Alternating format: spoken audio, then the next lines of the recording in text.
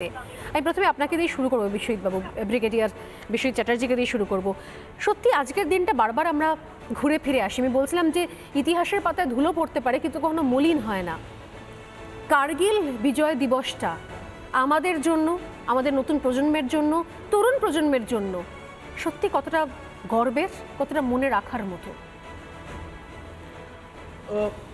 মুক্তির মন্দির সোপানো তলে কত প্রাণ হলো বলিদান, লেখা আছে অশ্রু জলে। আমরা প্রত্যেক বছর 26শে জুলাই কার্গিল বিজয় দিবস হিসেবে পালন করে থাকি। এই বছরে এটা খুবই গুরুত্বপূর্ণ, কারণ এটা রজত জয়ন্তী, মানে 25th অকেশন বলতে পারি। আমাদের ক্ষেত্রে প্রত্যেক বছর এই যে বিজয় দিবস আমরা পালন করি, এটা পালন করি ওই প্রত্যেকটা ব্রেভ হার্টদের জন্য যারা কার্গিল যুদ্ধে এবং অপারেশন অফ বিজয় এবং এয়ারফোর্সের সফেদ চাদর এই অপারেশনে ওরা উল্লেখ্যভাবে ভালো করে অপারেশন কন্ডাক্ট করে প্রত্যেকটা পাকিস্তানিকে কার্গিল সেক্টর থেকে উচ্ছেদ করে আমরা এই দিনটাকে মানে 26শে জুলাইকে মেনে নিয়ে তার উপলব্ধি করেই আমরা এইসব করে থাকি। আমাদের ক্ষেত্রে এটা বলা দরকার যে কার্গিল বিজয় দিবস থেকে এবং কার্গিল যুদ্ধক্ষেত্র থেকে আমরা অনেক কিছু শিখেছি এবং পরবর্তীকালে সেটা সেই লেসন্স লার্নডগুলো প্রত্যেকবার আমরা সেটা চেষ্টা করব এবং চেষ্টা করে কিছুটা আমরা সাফল্য অর্জন করেছি যে পরবর্তী ক্ষেত্রে আমরা যখন লড়াই করতে যাব আমরা আরও ভালোভাবে এবং সুষ্ঠুভাবে করতে পারব। একদমই তাই। এই কথা বলতে বলতে আমাদের সঙ্গে প্রাক্তন নৌসেনা কর্তা আমাদের সঙ্গে উপস্থিত রয়েছে নীলাঞ্জন দাম।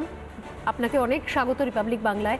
আমরা সত্যি আজকে এই দিনটা কোথাও 1999 সাল, যেটা সত্যি সত্যি কোথাও গোটা দেশ যে সময় কার্গিলের দিকে তাকিয়েছিল, কার্গিলের প্রত্যেকটা জওয়ানের গল্প যখন ঘরের নিজেদের মধ্যে নিজেদের পরিবারের গল্প হয়ে গেছিল, সেই সময় থেকে আজকে আমরা 25টা বছর এগিয়ে এসেছি। আমি আপনার কাছে আসবো, তবে তার আগে আমি যাবো, বাইরে থেকে রয়েছেন, স্টুডিওর বাইরে থেকে প্রাক্তন এনএসজি কর্তা দীপাঞ্জন চক্রবর্তী, ওনার কাছে যাব।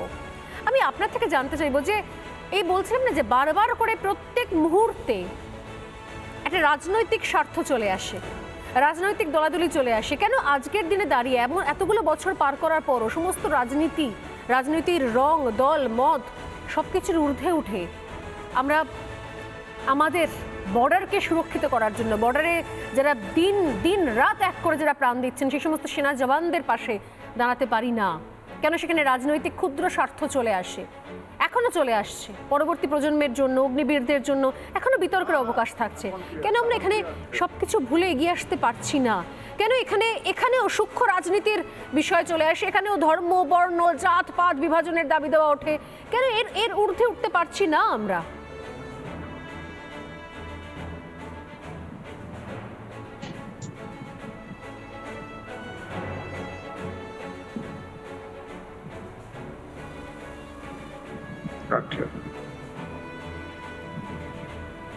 শুনতে পাচ্ছেন? আমার মনে হয় আমাদের সঙ্গে যোগাযোগ বিচ্ছিন্ন হয়ে গিয়েছে। যোগাযোগ করার চেষ্টা করছিলাম প্রাক্তন এনএসজি কর্তা দীপাঞ্জন চক্রবর্তীর সঙ্গে। আমি স্টুডিওতে আসি একই প্রশ্ন আমার নীলাঞ্জন বাবুর কাছেও। কি মনে হয় যে সত্যি এখনো সেই জায়গাতে আমরা পৌঁছতে পারলাম না? আমাদের দেশে রাজনীতির কারিগররা সেই জায়গা থেকে আমাদেরকে দূরে রেখে দিচ্ছে এখনো পর্যন্ত। হ্যাঁ, কারণ বলতে গেলে সেটা বলতে হয় যে আমাদের দেশ একটা গণতন্ত্র, আমাদের দেশে গণতন্ত্র আছে, বাট টু বি অনেস্ট সেটা না ম্যাচিওর্ড গণতন্ত্র নয়। কারণ যেভাবে আমাদের ভোট হয়, যেভাবে আমাদের সরকার গঠন হয় এবং যারা ভোট দেয় তারা যখন ভোটটা দেয় সেই সময় তারা তাদের নিজস্ব ক্ষুদ্র স্বার্থগুলো দেখেই ভোটটা দেয় এবং সেটার উপর বেস করে আমাদের একটা গভর্নমেন্ট ফর্ম করে এবং সেই ক্ষুদ্র স্বার্থগুলো দেখতে গিয়ে কিন্তু আমাদের সাধারণ জনগণ, সেখানে আমিও হতে পারি বা অনেকেই আছে, তারা যে একটা বৃহত্তর স্বার্থ, দেশের যে বৃহত্তর স্বার্থ সেই জিনিসগুলো নেগলেক্ট করে যায়। এবং যে রাজনৈতিক কথাটা এলো, এবং রাজনৈতিক নেতারা তো আর বাইরে থেকে আসে না, আকাশ থেকে টপকায় না, তারা আমাদের মধ্যে থেকেই আসে এবং সুতরাং তারাও তাদের যে ক্ষুদ্র স্বার্থ সেই ক্ষুদ্র স্বার্থটাকে দেশের আগে রাখে। এবং এই ডিসকাশন যদি আমরা করতে যাই না, যে আমরা যদি রুট কজ খুঁজতে যাই তাহলে অনেক কিছু চলে আসবে। তো ইটস বেটার, আমরা 25 বছর পার হয়ে এসেছি কার্গিলের দিক থেকে, 25 বছর পার হয়েছি, এরপর আমরা একটা গণতন্ত্র, একটা শক্তিশালী গণতন্ত্র হিসেবে আমরা অলরেডি মানে পুরো বিশ্বে অলরেডি আমরা স্বীকৃত। এবং এই মুহূর্তেও যে কথাটা তুমি বললে স্বর্ণালী, অগ্নিবীরের কথাটা, আমাদের ভারতবর্ষের স্পেশালি যেটা আমাদের সেনাবাহিনী, সেটা কিন্তু এখন অনেক শক্তিশালী হয়ে গেছে আজ থেকে 25-40 বছর আগে যে ছিল। তো আমরা জেনারেলি দেখব যখন আমাদের ধরো যখন কোনো একটা ফ্লাইট টেক অফ করে, সেই সময় কিন্তু মানে প্রচুর ফ্লাইটে একটু বেশি টার্বুলেন্স হয়, একটু ঝাঁকুনি হয়, বেশি ফুয়েল লাগে। এবং সেই সময়ে যে যাদেরকে সেই একটা ফ্লাইট টেক অফ করার সময় শুধুমাত্র পাইলটকে তো নয়, গ্রাউন্ড স্টাফ যারা আছে এবং প্রত্যেকটা ক্রু এবং ইনক্লুডিং অল যারা আছে প্রত্যেকেরই তখন একটা যোগদানের দরকার হয়। এবং বর্তমান ভারতবর্ষ সেই টেক অফের জায়গাটাতে আছে। সেটা শুধুমাত্র আমি সেনাবাহিনীর দিক থেকে না, আমি সব দিক থেকে, অর্থনীতি, রাজনীতি এবং বিশ্বের দরবারে ভারতবর্ষের যে পজিশন, সেটাও এই মুহূর্তে টেক অফ করছে। সুতরাং সেই সময় একটু ঝাঁকুনি থাকবে। এবং এই যে অগ্নিবীর নিয়ে যে সমস্যাগুলো বলছি বা বলা হচ্ছে, সেটা আমি বলবো সেটা সেই একটা ঝাঁকুনিরই একটা পার্ট। কিন্তু আজ থেকে আমাদের যে বর্তমানে যে দেশকে স্বাবলম্বী হতে গেলে, তরুণ যুবকদের সেখানে আসতে গেলে এই ধরনের ঝাঁকুনি একটা থাকবে, মানে অগ্নিবীর নিয়ে বিতর্ক হবে, এটা বোধহয় কোথাও আপনারা প্রত্যাশা, মানে এটা নিয়ে মানে অবাক হওয়ার বা পিছিয়ে যাওয়ার কোনো জায়গা নেই বা থেমে যাওয়ার কোনো জায়গা নেই। অবশ্যই। আর অগ্নিবীর ব্যাপারটা তো আজকে নতুন নয়, আজ থেকে 1970 দশকে অগ্নিবীর ব্যাপারটা ছিল।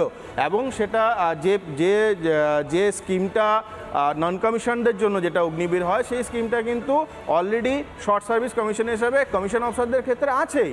এবং সেটা মানে 5 বছরের সার্ভিস, 7 বছরের সার্ভিস করে সেটা আছেই।